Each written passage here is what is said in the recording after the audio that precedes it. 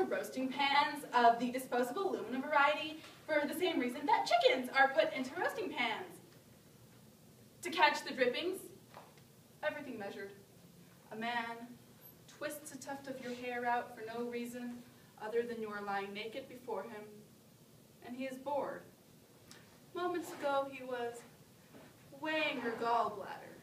Then he was staring into the empty space where your lungs were. We call you an organ donor, as if something other than taxes outlasts death, that only sees completely devoid of skin and hair.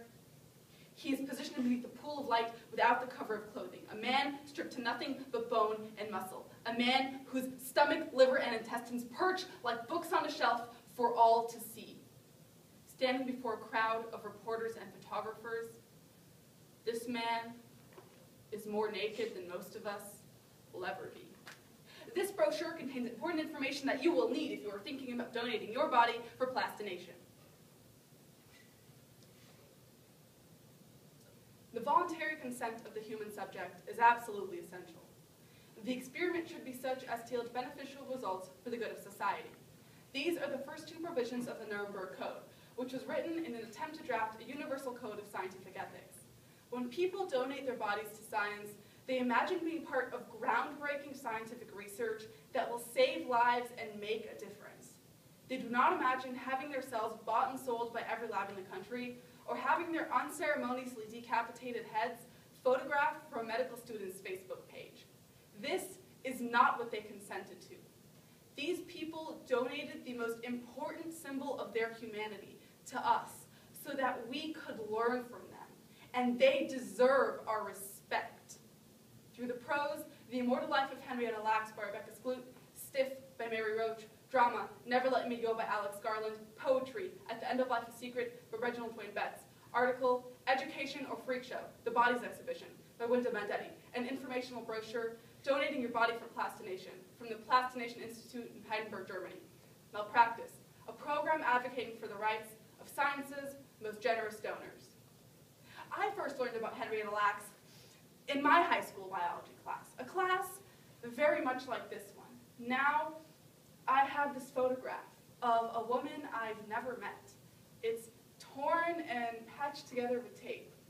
I've spent years staring at this photograph, wondering what kind of life she led, what happened to her children, how she would feel about her cells living forever, bought, sold, packaged, and shipped by the trillions to laboratories around the world.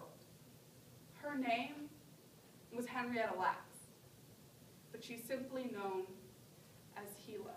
I don't think I can keep silent on this anymore. Do you know what happens to children when they grow up? No, you don't. You will become adults, but only briefly. Because before you are old, before you are even middle-aged, you will begin to donate your vital organs. This is what you've been created to do. And after your third or fourth donation, your short lives will be complete. Many of those who donate to the Body Worlds exhibition have expressed their gratitude for other donors. So I'm observing a facial anatomy and facelift refresher course. The whole thing looks like a catered reception. What I'm trying to do is think of them like wax. It's easier to think of them like objects, not people. They look like rubber Halloween masks, but they also look like heads, and my brain has no precedent for human heads on tables, or in roasting pans, or anywhere other than, I don't know, on top of human bodies. My name is Kathy. I'm 26 years old, and I've been a carer for 7 years now. My donors have always tended to do better than expected. They're hardly ever classified as agitated, even after a fourth donation. Anyway, I'm not making any great claims for myself. The truth is, we were lucky. Me, Tommy, all of us. The donor fills out a form in which he or she explicitly states that their body is being made available. With Henrietta unconscious on the operating table, the surgeon on duty prepares to treat her tumor.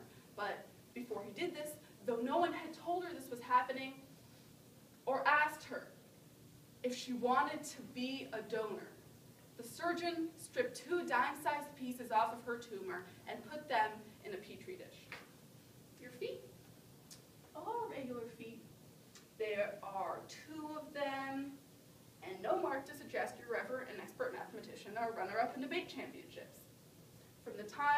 your body was carted before him, to the time your body was being sent to the coffin, every pound is accounted for. So this human head is of the approximate same size and weight as a roasted chicken. Now, I've never before had the chance to make this comparison because never before today have I seen a head in a roasting pan. But here are 40 of them. They're for a facial anatomy and facelift refresher course, sponsored by a medical center and run by half a dozen of America's most sought-after facelifters. Before today's facelifts, these heads got nose jobs in the Monday rhinoplasty lab. And while it's harder to justify the use of cadavers for practicing nose jobs, it is still justifiable, right? I mean, cosmetic surgery exists for better or for worse.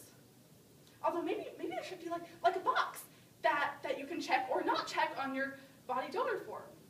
Okay to use for cosmetic surgery. Check. In the lab, Henrietta cells weren't merely surviving, they were thriving with a mythological intensity. Scientists divided the contents of the test tube into 2, and then 4, and then 6. The cells grew to fill as much room as the scientists gave them, doubling every 24 hours and accumulating by the millions. Soon, scientists had thought that they had discovered the first immortal human cells. Due to the high cost of plastination development and production, we can thus only provide specimens for a fee. It's about education? No, it's not about that at all. It's about the money. This is an extraordinarily successful entertainment show. The true test of care is when a donor completes earlier than usual. No, I'd never say I've become immune to the completions, but they are something I'm able to live with. My friend Tommy completed on his 4th donation. I've been given my notice now. My first donation is in 6 weeks. And what I'm not really sure about is whether our lives are so different from those of the people we save. We all complete, right? And none of us really understand what we've lived through or feel like we've had enough time. Don't doctors have to tell you when they use your cells in research? The answer to that is no. Not in 1951 and not in 2013. Today, most Americans have cells or tissue on file somewhere, usually without their knowledge. First, they remove the skin from the corpse, then they detach muscle from muscle after finally removing the chest and abdominal walls. So I sit down at station 13 with a surgeon named Rona, and I ask her if she plans to donate her remains.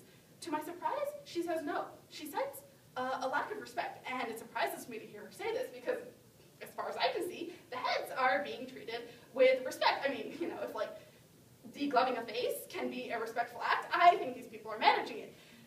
But I think what she was referring to was a few of the surgeons taking photographs of their cadaver heads.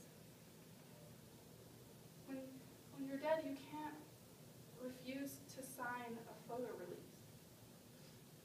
So the seminar is nearly over, and the surgeons are filing out into the hallway. Marlena is conscientiously respectful. She reaches out and closes the cadaver's eyes and replaces the white cloth over the cadaver's face.